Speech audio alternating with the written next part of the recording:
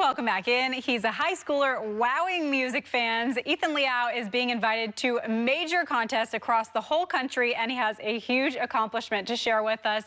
He is here today to share his journey with us. Ethan, thank you so much for joining us. Thank you so much for having me. I am so excited to have you. So Ethan, we've got a keyboard standing by. You're going to give us a little bit of music performance later. What else do you play?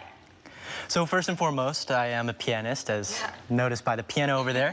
I'm also a string player. I started playing the violin pretty early, and that served me really well, especially in composing.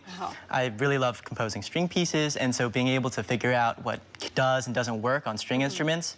Turns out that if you know one string instrument, you pretty much know all of them. And so it's been super useful in helping me compose. Those are the two major instruments that I play, but piano, it's like kind of a branch too. I play both classical and jazz, so that's been in the works for a while as well. Okay, wonderful. So we've got your parents here in studio today in our audience. Hey, Mom. So tell us a little bit about how you got started in music in the first place. My family is a really musical family. Both my parents standing over there, they both play instruments. Actually, when I was getting picked up in preschool by my grandmother, she was starting to take her first opera lessons. And of course, she's a lifelong learner. And so she was kind of learning a lot about music alongside me. And I'm sure those car rides, just having me, letting me be exposed to all of this amazing music, especially opera music, it really helped grow my ear. And that's kind of been the theme, right? I've just been exposed to so much music. I've been really lucky to have such great mentors. I started with classical and piano and violin. But recently, a few years ago, I took up jazz lessons with Rachael Maurer, and that kind of blossomed into more composing as well as more theory lessons. And now I'm at the Conservatory of Music as a composition major, and that's kind of where it's led me so far. Wonderful. So how do you go from just picking up an instrument and learning to play it to composing? What was that journey like to switch over, kind of add that to your repertoire? My journey with composing has been kind of all over the place, I would say. Just before the pandemic hit in 5th grade, I took a brief class over the summer at the Conservatory of Music, the Introduction to Composing. And that was, at that point, I really had no knowledge about music theory or much about music. I was kind of plinking around on the piano, but I didn't really know what I was doing. Obviously, I was learning pieces, but at that point, I didn't know or understand what the underlying structures of how music worked. So at that point, for me, it was really intimidating. You have so many notes, so many options. You could use however many instruments you want. And I basically came up with a solo violin piece that sounded like a really clunky Mozart-ish type of thing.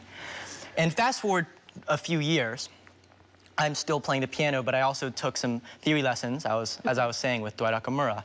He actually lives right next door to my classical piano teacher, Susan Blinderman, and so sometimes on Thursdays I'll take my lesson with Dwight and then hop right over to Susan next door. Nice. So after I learned a little bit about the building blocks of music, then I was really able to try and start my process of trial and error. I mean, in 7th grade, I created a string trio piece, and that, looking back on it, not the best piece, but it was a real moment of discovery for me, and I think that's how it's been for every new piece that I make. There's just so much stuff to try, and every new piece is a way for me to learn.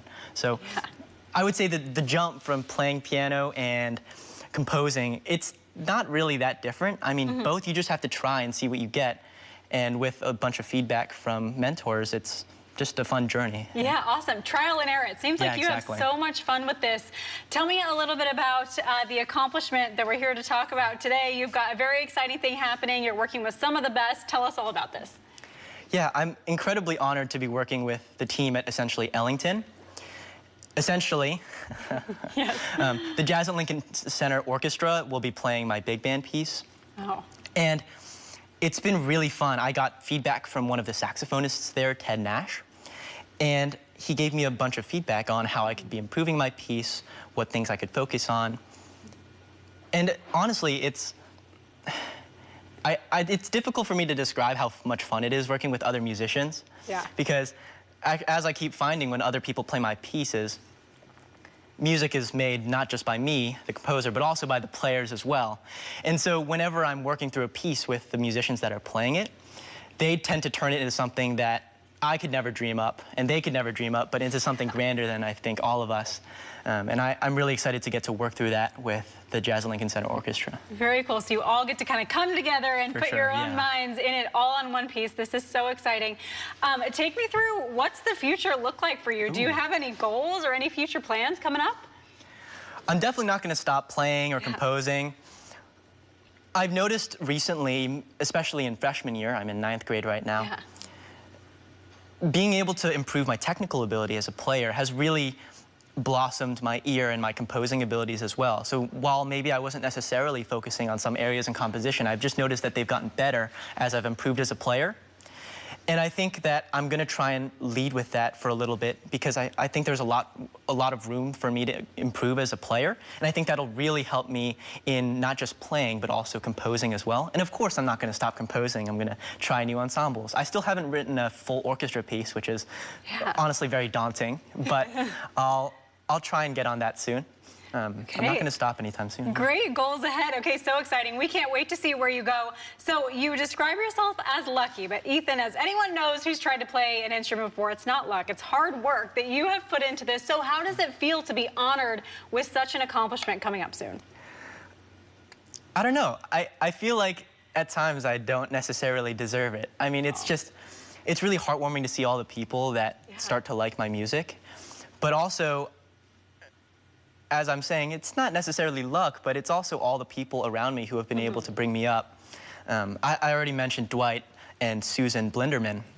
They're my classical composition and piano teachers, but also Professor Aaron Pike at the Conservatory of Music, and especially Mr. Terrence Brewer, who was my jazz director at my school. He's really been instrumental in exposing me to a lot of the big band sound, and honestly, if I wasn't able to play in the big band this year, I don't think I would have had the experience and the exposure to be able to write a piece for the Essentially Ellington, so many thanks to him as well. Wonderful. Okay, Ethan, so excited. Quickly tell us a little bit about the piece you're going to play, and then we'll get back with you later. What are you going to play today?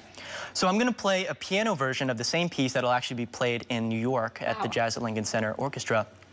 It's a more condensed piano version, but I hope you get most of the elements of it.